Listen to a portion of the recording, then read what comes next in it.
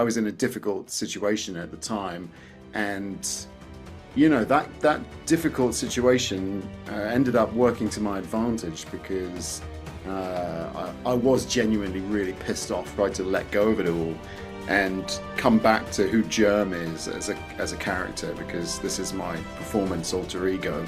And Germ really doesn't give a fuck about anything. It's a vicious place to be. I wouldn't want to live there all the time, but I can step into it and step out of it. Welcome to another edition of In the Chair With. Cupchairs had the great privilege of talking with Jamie, aka Germ, from The Bleeding, a UK thrash death extreme act. This is In the Chair With. How have you been? What have you been up to?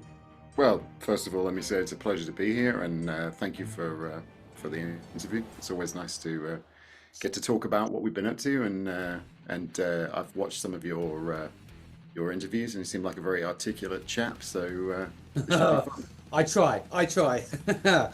Thank you for so much for coming on, and also, thank you so much for the music. I'd heard kind of bits as I sort of go about listening to music in general, but I took the opportunity this morning to go right through Monokrator, and it was such a blissful experience. First thing in the early hours of the morning when everyone else is asleep, this brutal music going on. It was so good. Listen to it twice back to back. So thank you for that. You're so welcome. It marks a bit of significant sort of evolution. It was that difficult third album. What are the key influences and inspirations behind it? Difficult third album. All the albums are difficult. Okay. Mm-hmm. Some more difficult than others. So, life events, I would say. As much as when I was younger and maybe a little more naive and impressionable, I believed that the artists who made the albums that I loved could simply continue to produce albums of similar style and substance.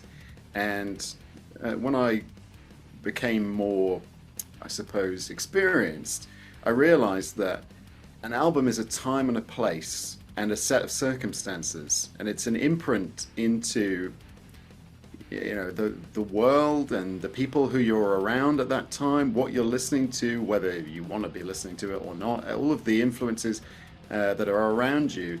So when people ask this question, I feel a lot of band members immediately jump to naming the artist that inspired them, or oh yeah, I was listening to this and this.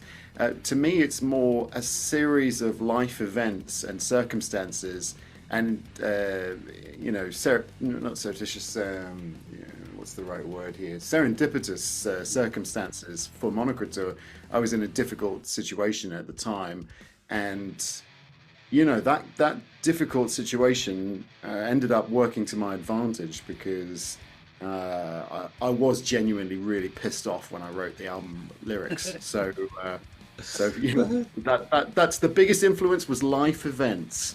Yeah, well, this is a common theme for a lot of musicians. It's a release.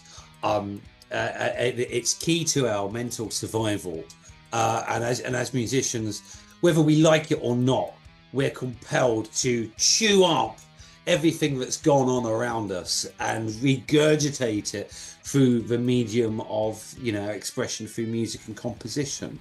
Right.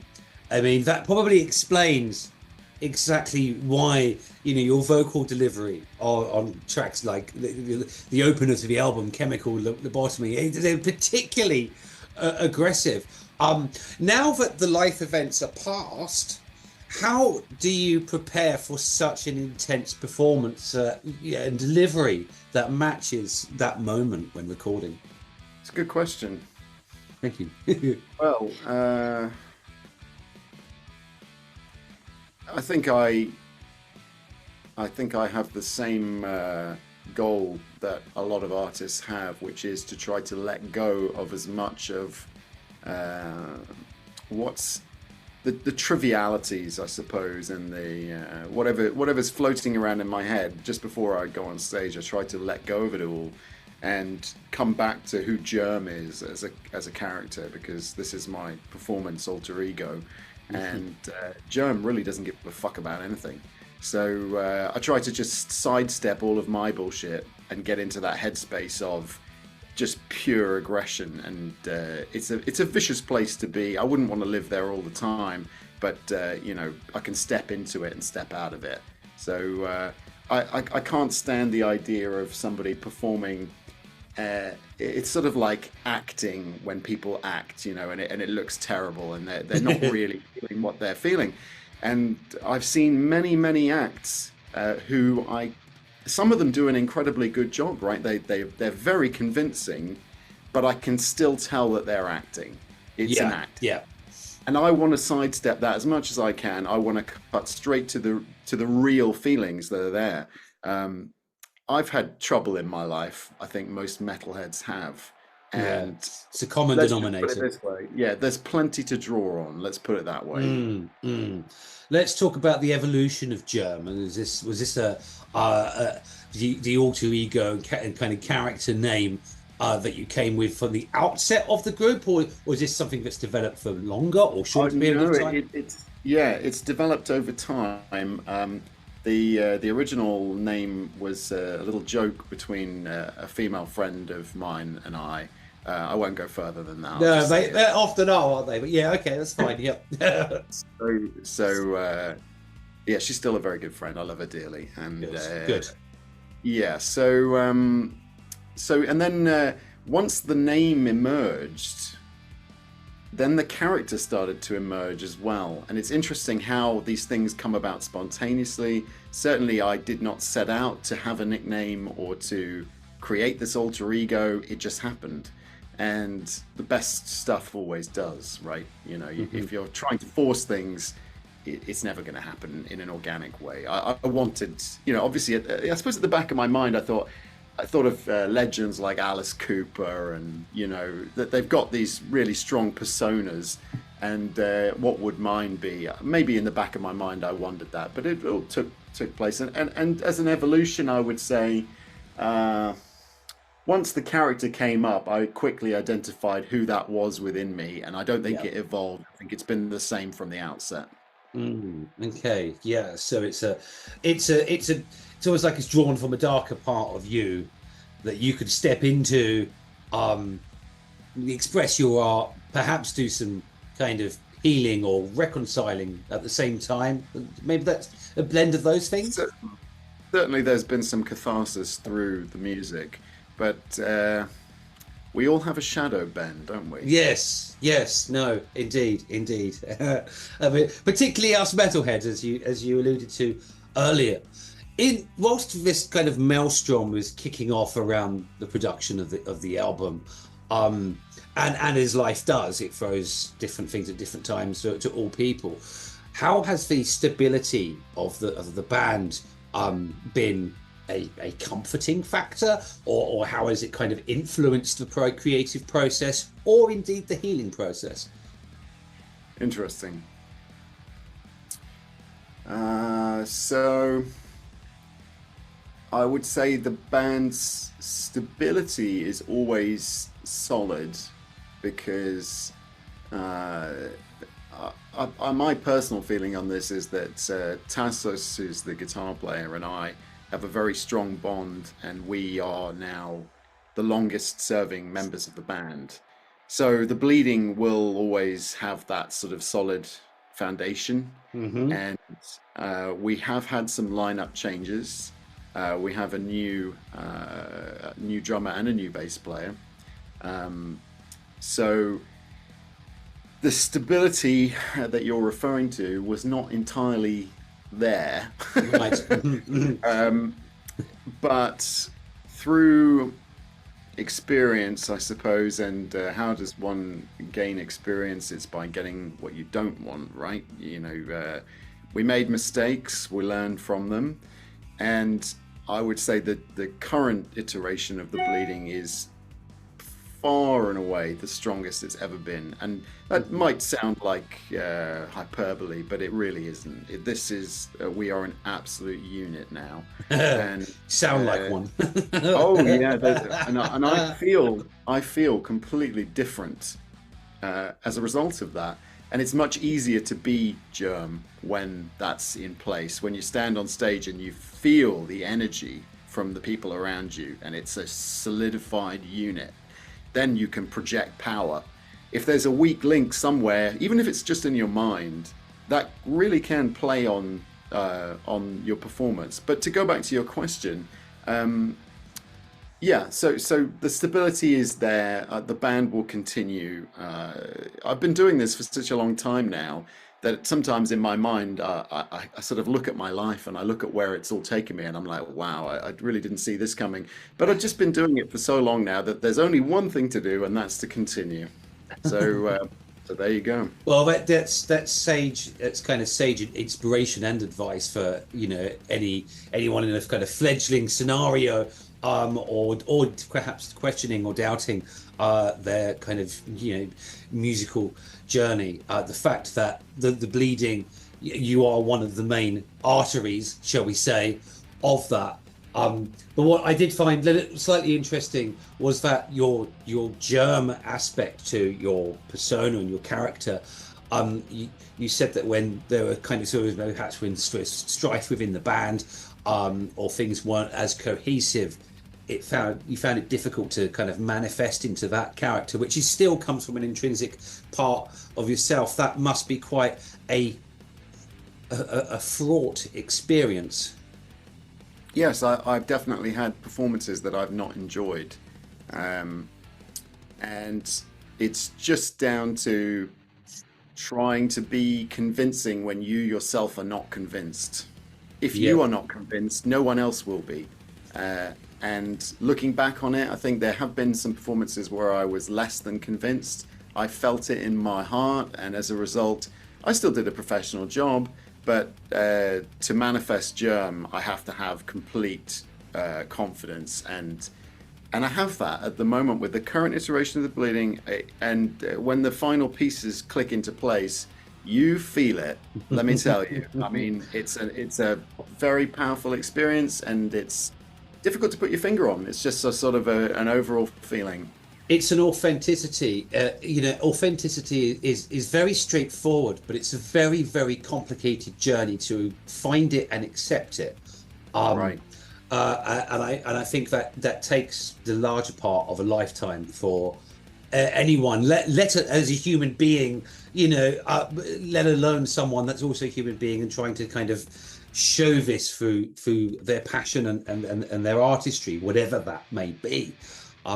So to be able to recognize the authenticity, or when the authenticity is starting to lack through external forces, I mean, it shows good insight, which I think so. I think which you must have anyway, because psychologically you seem to kind of have everything well analyzed and well constructed. You say you've been doing this a long time, and you alluded to there were some kind of mistakes made. What were one, how did you start? Two, what was the worst mistakes, or the ones that taught you the biggest lessons? Okay, let me pick that apart one at a time. So sure. We'll do the how did I start. So in the bleeding, or just beyond that? Well, I'm sure you probably picked up, your vocals at some point at a young age. I'm gonna guess. Tried a few bands. Would you like the long answer or the short answer? I suppose that's my question. Let's go with the long one. Okay. So I was definitely a musical child. There's no question about that. And I had a very good musical education. I was very fortunate in that regard. And I did sing when I was a child. I sang a lot and did some tours, but obviously it was classical music and that sort of thing. And then got into metal, I suppose, and rock. And that evolution as it often does, it's a sort of like a drug where you need more and more and more, and it progressively became more and more extreme. I think the first CD I ever owned was Slayer's Divine Intervention, so I did start fairly hard compared to right. It's the one with Slayer carved into somebody's arm with a razor blade. Yeah, yeah. At the time, I was like, "That's just great." I'm not sure people around me were quite so convinced, but I was like, "Yeah." You know, I met people along the way who influenced me and pushed me in the direction of sort of listening to different stuff. One of the first tapes I ever listened to was, on one side of it, it was At the Gates, Slaughter of the Soul, and on the other side, it was Cathedral. Oh yeah, I love Cathedral. Yeah, amazing. I think it had Hopkins, Witchfinder General, and there was one other track. And I mean, that was very fortunate, you know, coming about, because to have those two artists on, I mean, like the guy who gave me that tape, I won't mention his name, but he really was a connoisseur to give me music that good, because he could see I was getting into it, and he really picked those tunes well. So that helped. But I stopped singing probably when I was about 13. I didn't sing at all between 13 and about 27 or 28. And I was just a guitar player. In fact, that's what I do. I am a guitarist. And at some point, I made friends with Tassos through some other Greek friends of mine. I love the Greeks. They're so intelligent. Yes, it's the birthplace of philosophy. Oh, they're just a tonic to hang around with, because they're very thoughtful, and I appreciate intellectual pursuits, and they're really great people to hang out with. I mean, some of them dwarf my intellect by, you know, it's just unbelievable how smart they are. But anyway, I met Tassos, and we became friends, and we would go and drink in places like the Crowbar and the Intrepid Fox. These sort of institution bars in London, and you know, we'd go to Nambucca, and we went all over the place. There was like a consistent period of like going out, and we're very analytical people. So we would watch bands, and we would sort of pull them apart and say what we liked and what we didn't. And I was, at the time, I have to really think about this because it was a long time ago. I think Tassos had a band, or was pursuing making a band, and we had something on the go for a while, which wasn't The Bleeding. It was something else. I don't know what it was. Tassos was singing and playing guitar, and that's another thing that people don't know about Tassos, right? He can actually do a very convincing death metal vocal. Okay. It's not as raspy as mine, but it's pretty good. So he was singing, and I was playing. Was I playing guitar? I think I was. I was playing guitar, yeah. And we played at Metalworks, I think, which is another London institution of heavy metal players. I remember doing a gig there. And at some point, Tassos said to me, you know, you should... I tried playing bass as well in the band for a while, and you know, I didn't feel like I did a particularly good job. I can play bass, but I'm not a bass player. And he said, you know, you should... I think he heard me doing some clean vocals at one point, because I just thought, oh, fuck it, I'll sing and see what happens in a rehearsal. And he said, you should try and do, you know, the distorted vocal. And I sort of thought, well, I've never done that before. I've no idea how to do that. And he said, oh, you know, I bet you could figure it out. I remember this conversation very clearly. We were in the Dev at the time. He's like, you could do it, you know, and he sort of gave me a little pointer. He was like, you just need to kind of try this and try that. And I went home and I thought about it, and I tried and I tried, and it sounded pretty awful, to be honest. And then I think I tried persistently, because if I'm going to try something, I'll give it a really good go before I give up. And then I made some noises that sounded like a rat being strangled for a while. And I remember my flatmates at the time mocking me and saying, oh, you know, you sound ridiculous. Da, da, da, da. And I didn't let that put me off. I was like, no, I feel like people often like to take a shit on people when they're trying to do things. Yes. Not everyone does that, but there is a certain kind of person that likes to push other people down to make sure that, you know, they don't climb too high. And then suddenly one day, I remember it very clearly, I produced the sound, and frightened myself and thought, what is that? And then once I'd done it, I couldn't stop doing it. I did it consistently for about a week, just couldn't believe the sound that was being produced. And there we go. And the voice has evolved a little bit over time.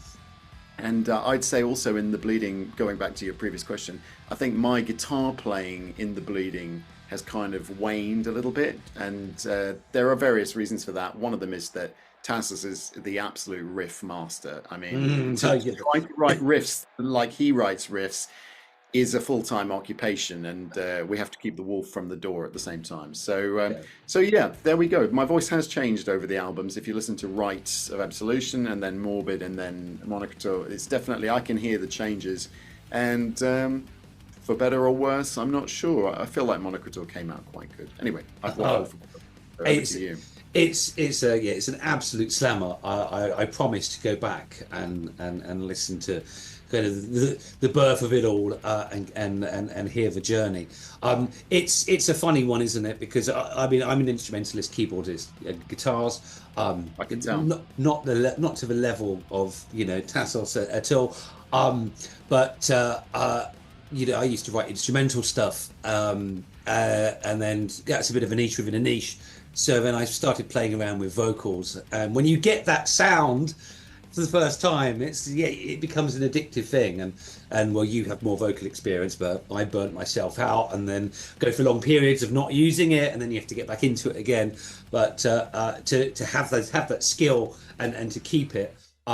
My question, I think, just for personal interest, I don't really want to use the word age, but does the passage of time kind of have any kind of impact, either positively or negatively, on such a vocal style? Well, I certainly wouldn't be truthful if I omitted to say that it has been a concern, because at one point I was making a living as a singer-guitarist, and these days I haven't done so much of that.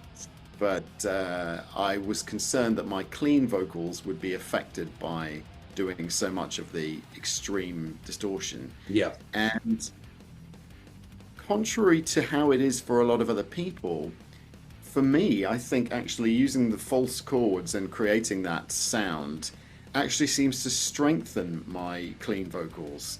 So I know I've sort of seen quite a few sort of like taken aback expressions or raised eyebrows when I deliver these very high-pitched screams in the middle of doing a gig where I've been sort of screaming with full distortion for quite some time.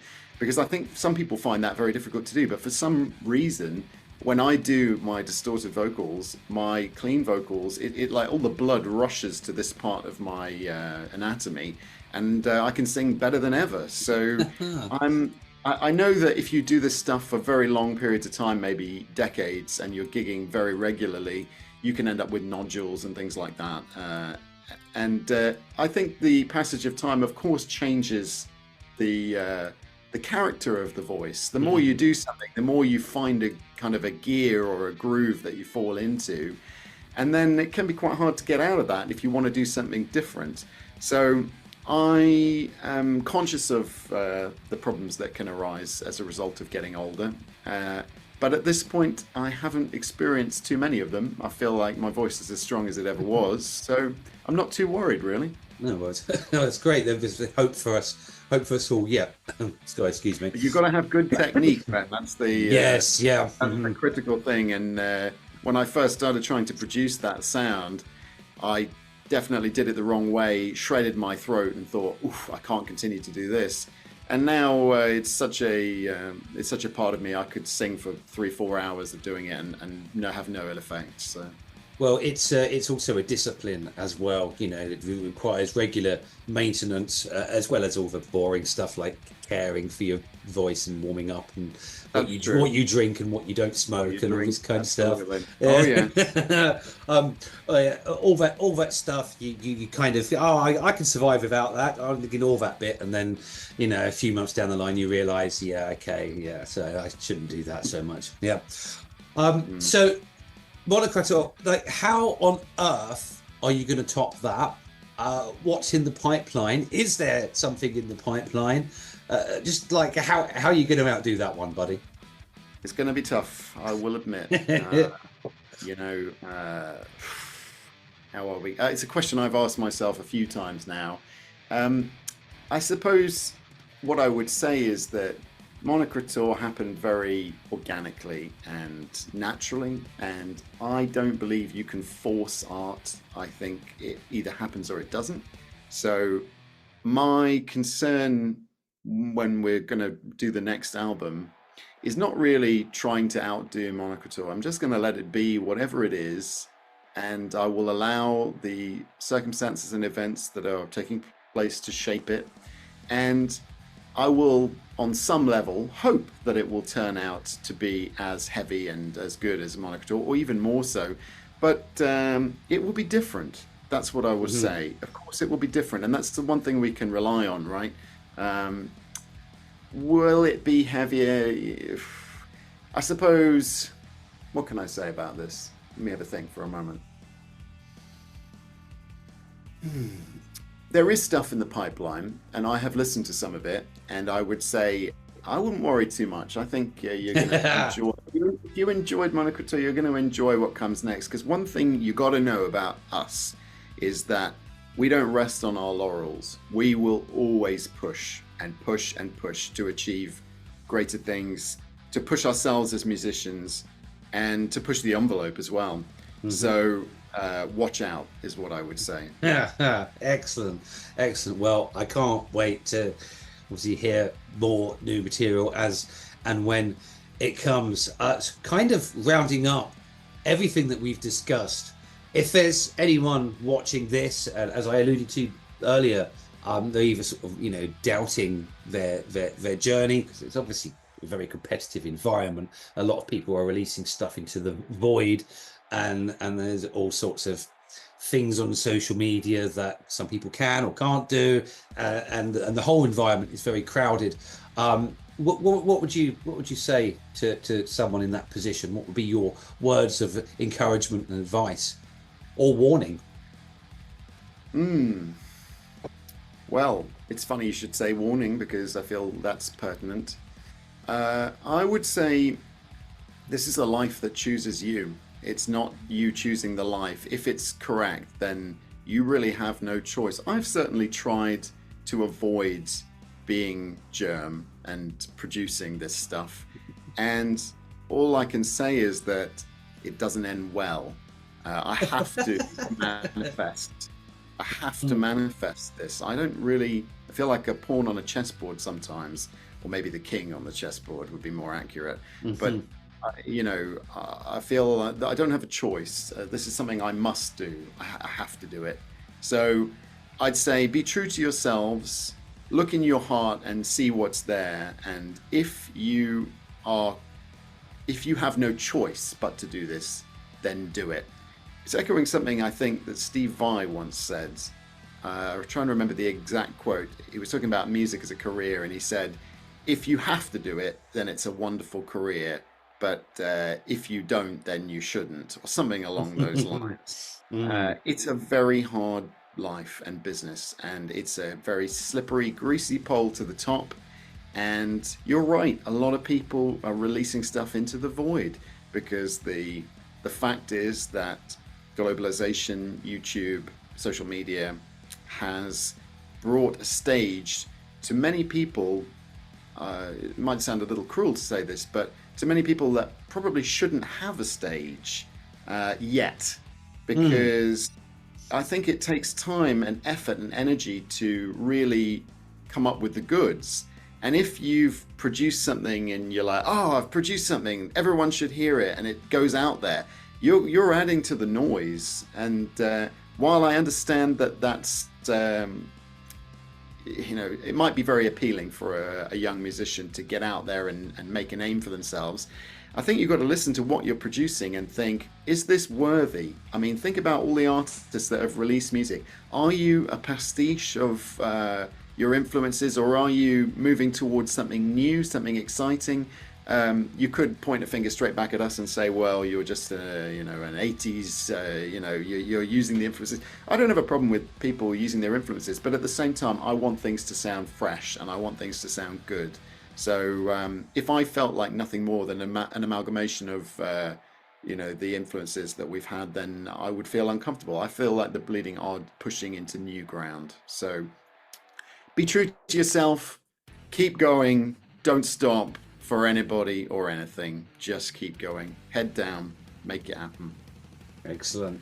I feel that I learn just as much from doing these interviews as yeah, as anyone might be listening. So, you know, thank you very much for all your thoughts and insights. Thank you. Very, very interesting questions. Oh, well, thank you. I hope sincerely that we get to talk again, because it's been a thoroughly enjoyable experience, and I could do this all day. Certainly in this instance. Great, me too. Well, perhaps we'll talk again. Excellent. Look forward to it.